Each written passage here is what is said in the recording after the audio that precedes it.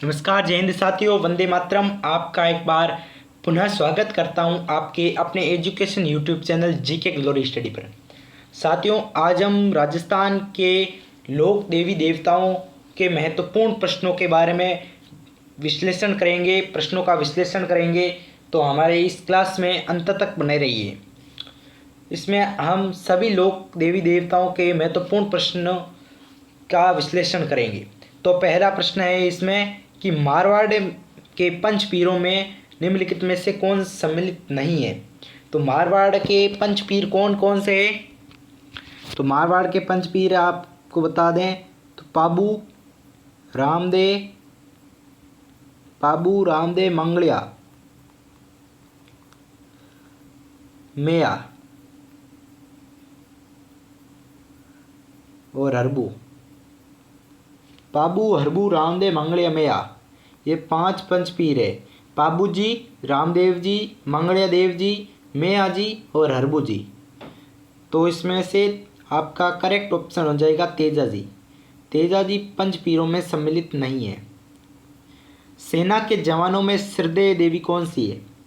सेना के जवानों में, तो सेना के जवानों में तनोटिया देवी, तनोट माता, क्योंकि 1965 में जब भारत पाकिस्तान का युद्ध हुआ था तो लगभग 3000 पाकिस्तानी बम गिरने के बाद भी मंदिर को कुछ क्षति नहीं पहुंची और उसी कारण सैनिकों की श्रद्धा इस मंदिर पर है और यहाँ आज भी सैनिक की पूजा आरती करते हैं। और अभी भी करीब 450 बम, पाकिस्तानी बम यहाँ पर मंदिर में दर्शकों के देखने के लिए पड़े हैं, रखे गए हैं।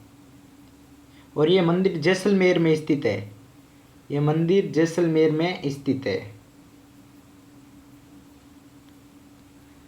मीणा जनजाति के लोग किस देवता की झूठी कसम नहीं लेते?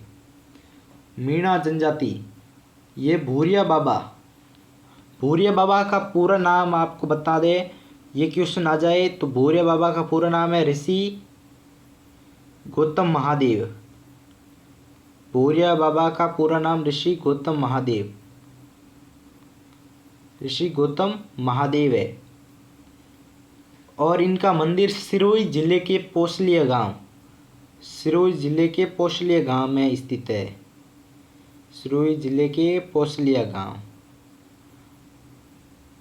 पाली के सीमा पर स्थित है पोसलिया गांव, सिरोही जिले का। वहाँ पर इनका मंदिर स्थित है भूरिया बाबा का। ठीक है, आगे बढ़ते हैं। रामदेव जी ने जीवित समाधि ली, वह स्थान कौन सा है? तो वह स्थान है राम सरोवर, रामदेवरा, रुणीचा। और यहाँ पर इन्होंने 1442 में भाद्रपद शुक्ल एकादशी, भाद्रपद शुक्ल एकादशी को जीवित समाधि ली थी। भाद्रपद शुक्ल एकादशी को जीवित समाधि ली थी 1442 में। रामदेवरा, रुणीचा। खड़नाल नागौर का संबंध किस लोक देवता से है?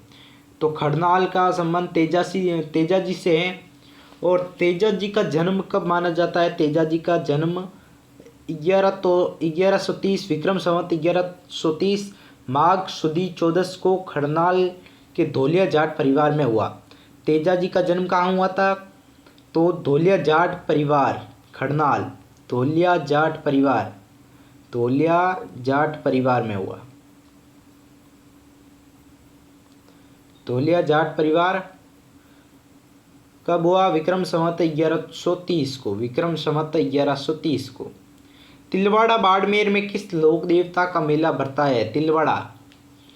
तिलवाड़ा बाड़मेर में किस लोक देवता का मेला भरता है? तिलवाड़ा लोक में मल्लीनाथ जी का मेला भरता है। और ये मेला विशाल पशु मेला भरता है यहाँ पर चैत्र बुद्धि 11 से चैत्र शुद्धि 11 तक। और बाड़मेर के पचपदरा तहसील के तिलवाड़ा गांव में लूनी नदी पर लगता है। कहाँ पर लगता है? लूनी नदी पर। यह मेला लूनी नदी पर भरता है।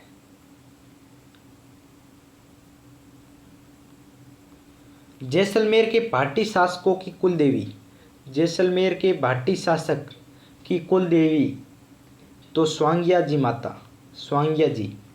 स्वांग्या माता का जन्म चारण कुल में हुआ था। कौन से कुल में हुआ था, प्रश्न आ जाए तो चारण कुल, चारण कुल में स्वांग्या माता का जन्म हुआ था। और स्वांग्या माता को आवड़ माता के नाम से भी जाना जाता है। स्वांग्या माता को आवड़ माता, आवड़ माता के नाम से भी जाना जाता है। आवड़ माता इनके नाम से भी जाना जाता है। करणी माता का मंदिर, करणी माता का मंदिर बीकानेर से 30 किलोमीटर दूर दक्षिण दिशा में देशनोक में स्थित है। बीकानेर से 30 किलोमीटर दूर दक्षिण दिशा में देशनोक में स्थित है। और करणी माता का जन्म भी चारण कुल में हुआ था। और इस मंदिर को चूहा का मंदिर कहा जाता है। इस मंदिर को चूहों का मंदिर, चूहों का मंदिर कहा जाता है। करणी माता के मंदिर को चूहों का मंदिर कहा जाता है क्योंकि यहाँ लगभग 25,000 चूहे रहते हैं। लगभग 25,000 चूहे रहते हैं। और ये विशेषकर सफ़ेद चूहों के लिए प्रसिद्ध है। सफ़ेद चूहों के लिए करणी माता का मंदिर प्रसिद्ध है। आगे बढ़ते हैं। ऊँटों के देवता के रूप में कौन से देव लोकप्रिय है। ऊँटों के देवता, ऊँटों के देवता पाबूजी। और राजस्थान में जब ऊँट बीमार होते हैं तो इनकी पाबूजी की फड़ गाई जाती है। राजस्थान में जब ऊँट बीमार हो जाते हैं तो पाबूजी की फड़ गाई जाती है, इनकी पूजा की जाती है। और पाबूजी का जन्म कोल्लू में हुआ था। कोल्लू राठौड़ वंश, कोल्लू के राठौड़ वंश में पाबूजी का जन्म हुआ था।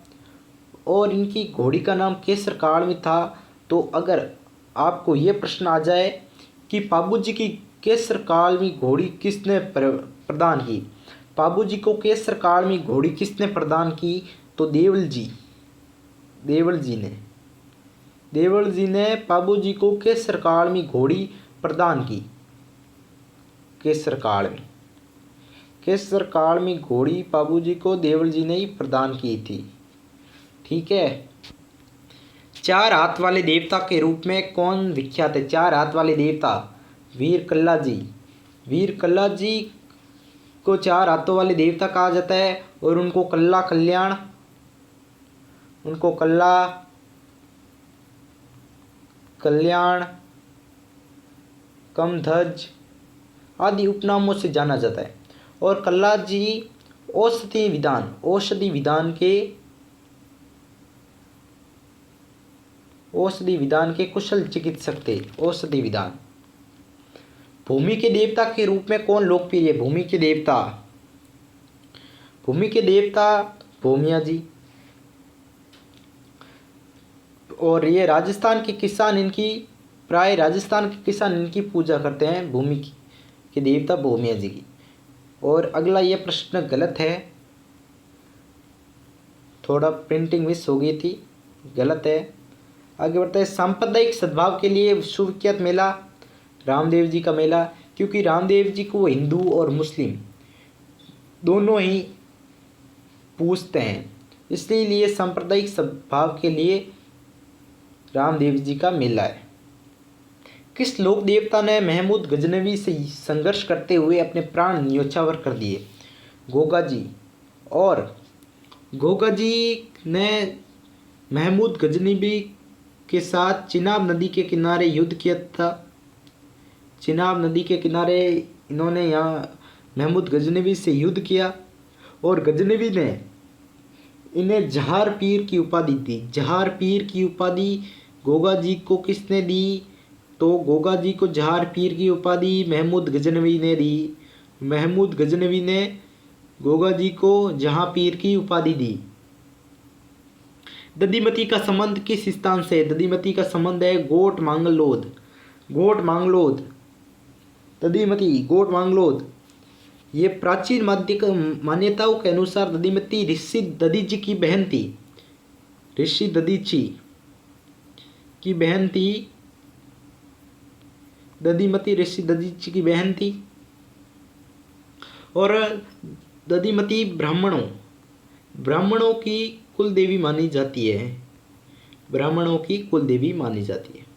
मारवाड़ के पंचवीरों में किसका प्रमुख स्थान बेंगटी गांव फलोदी है? तो हड़बू जी का प्रमुख स्थान बेंगटी गांव फलोदी में है। ठीक है। और इनका जन्म भुंडेल नागौर में हुआ। नागौर में इनका जन्म हुआ और इनका प्रमुख स्थान बेंगटी फलोदी में स्थित है।